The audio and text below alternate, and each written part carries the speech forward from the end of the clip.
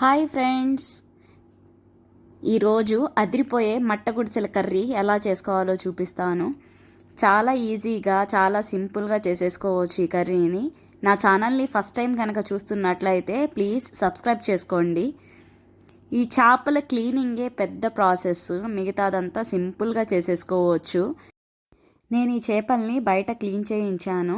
ఇంటికి తీసుకొచ్చిన తర్వాత వీటిని ఉప్పు పసుపు వేసుకొని బాగా నీట్గా క్లీన్ చేసుకున్నాను. నేను ఇక్కడ ఈ చేపల్ని 5 kgs వరకు తీసుకున్నాను.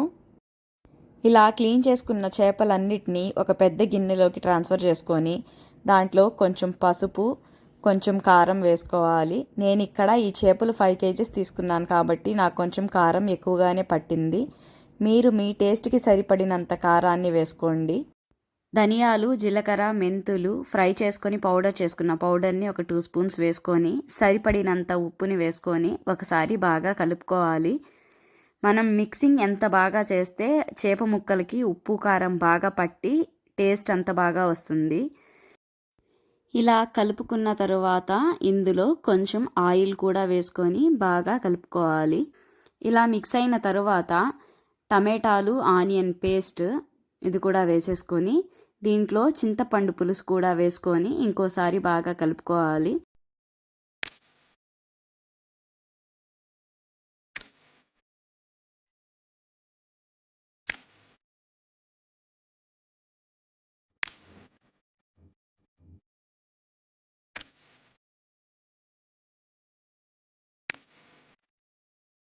ఇలా బాగా కలుపుకున్న తరువాత ఇందులో మామిడికాయ ముక్కలు వేసుకొని ఇంకోసారి కలుపుకొని సరిపడినన్ని నీళ్లు పోసుకొని బాగా మిక్స్ చేసుకున్న తరువాత ఒక 4 పచ్చిమిర్చి కూడా యాడ్ చేసుకొని కలుపుకొని పక్కనుంచుకోవాలి.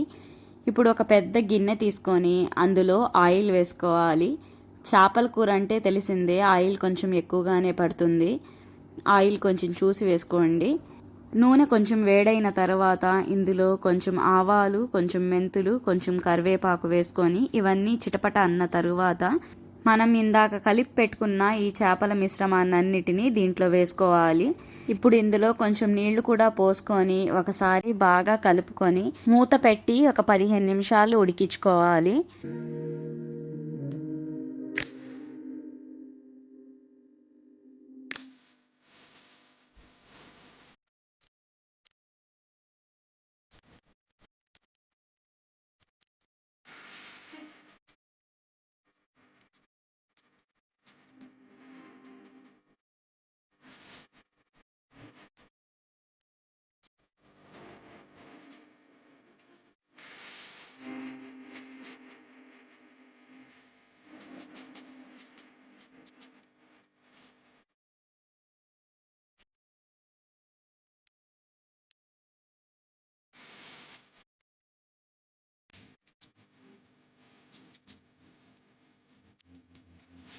చేపల కూర దగ్గర పడిన తర్వాత ఫైనల్గా కొత్తిమీర కూడా వేసుకొని ఇంకో 5 minutes ఉడికించుకొని దించేసుకోవడమే.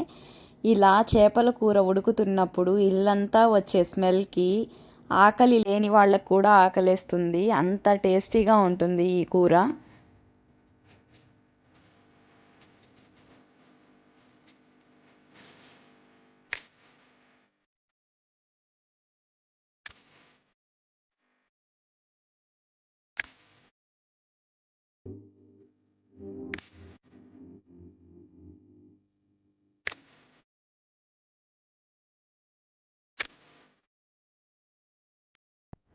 ఫైనల్గా మన చేపల కర్రీ అయితే రెడీ అయిపోయింది.